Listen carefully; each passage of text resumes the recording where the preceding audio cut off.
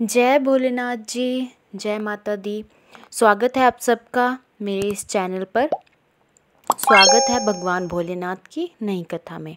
तो जैसे मैंने आपको भगवान भोलेनाथ के द्रोण मंदिर की शिवबाड़ी की कथा सुनाई थी कि कैसे भोलेनाथ जी वहाँ पर आए थे और वहाँ पर पिंडी रूप में प्रकट हुए थे और आज भी वहाँ पर ज़रूर आते हैं, तो उसी से जुड़ी हुई मैंने आपको बताया था सच्ची घटना, सच्ची कथा आपको मैं अगले पार्ट में सुनाऊंगी कि कैसे मुग़ल शासक औरंगजेब भी वहाँ से भाग खड़ा हुआ था, हारना पड़ा था भोलेनाथ जी के सामने। क्या चमत्कार भोलेनाथ जी ने वहाँ किया था, क्यों वो आया था और क्या हुआ था, वही आज इस वीडियो में आपको आगे की कहानी में मैं सुनाऊंगी। वो सच्ची कहानी है वहाँ की।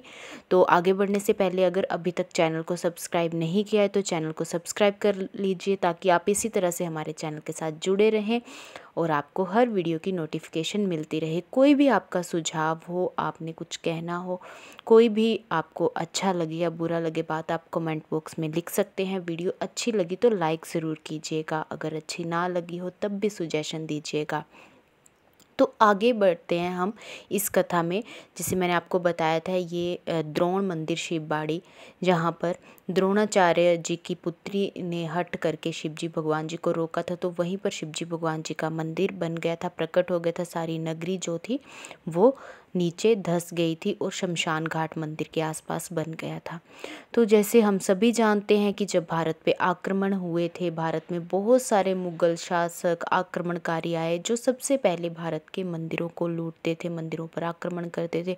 कुछ एक जो थे वो मंदिरों को लूटना चाहते थे और कुछ एक जो थे वो हिंदू धर्म को ख़त्म करके अपना धर्म फैलाना चाहते थे। तो यही उनकी इच्छाएं होती थी।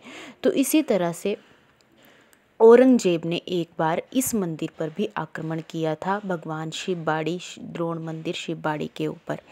तो जब औरंगजेब की सेना यहाँ पर आई थी, उन्होंने भगवान भोलेनाथ जी के इस मंदिर पर आक्रमण किया था। वह इस मंदिर के अंदर आए थे। तो औरंगजेब ने कहा था कि इस मंदिर को तोड़ दो, पिंडी को तोड़ दो। तो जैसे ही उनकी सेना ने भगवान भोलेनाथ जी की पिंडी को हाथ लगाया तो वो पिंडी ज़मीन के अंदर धंस गई और उसमें से एक मधुमक्खी जैसी अजीब तरह के जानवर, मतलब मधुमक्खियाँ ही थी और उससे भी भयानक वो मधुमक्खियाँ थी जो निकली उस पिंडी के अंदर से और उनकी सारी सेना को उन्होंने खा लिया था। आप मान सकते हो ये कोई हम ऐसी कहानी नहीं सुना रहे जो द्वापर काल की हो, सतयुग की हो, त्रेता युग की हो, जिसमें हमें कुछ नहीं पता। नहीं, ये इसी युग की, कलयुग की कहानी है, जो वास्तविक कहानी है। यहाँ के लोग आज भी सुनाते हैं कि ये सच्ची घटना है कि इतना बड़ा शासक इतनी बड़ी सेना के साथ यहाँ पर आया था और उसकी सारी सेना को भगवान भोलेनाथ की पिंडी से निकलने वाली इन मक्खियों ने 1 मिनट में बेहोश कर दिया था, मतलब सुला दिया था।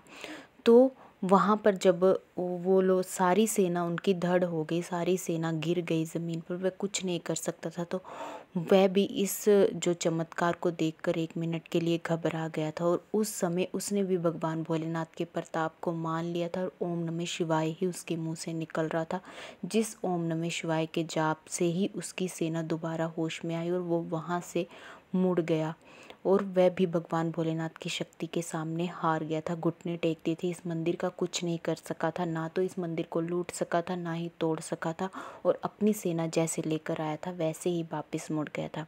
तो ये थी भगवान भोलेनाथ जी की कथा, सच्ची घटना पर, जो सच्ची एक कहानी है। और वहाँ के लोग और आज भी वो इस कथा को सुनाते हैं और यही वो कारण था।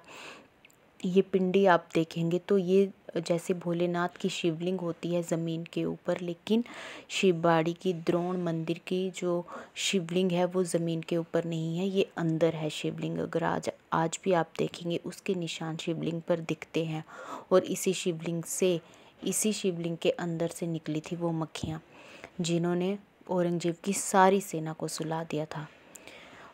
अगर आपको अच्छी लगी हो कथा तो आप लाइक ज़रूर कीजिएगा और मेरे भोलेनाथ जी का नाम कमेंट बॉक्स में एक बार ज़रूर लिखिएगा। जय भोलेनाथ जी सब पे अपनी कृपा बनाए रखें। अगर वीडियो अच्छी लगी हो तो आप शेयर ज़रूर कीजिएगा। चैनल को अभी तक सब्सक्राइब नहीं किया है तो चैनल को सब्सक्राइब कर लीजिएगा और जुड़े रहिएगा इसी तरह हमारे चैनल के साथ। कोई सुझाव हो तो एक बार फिर से कह रही हूँ, कमेंट बॉक्स में ज़रूर लिखिएगा।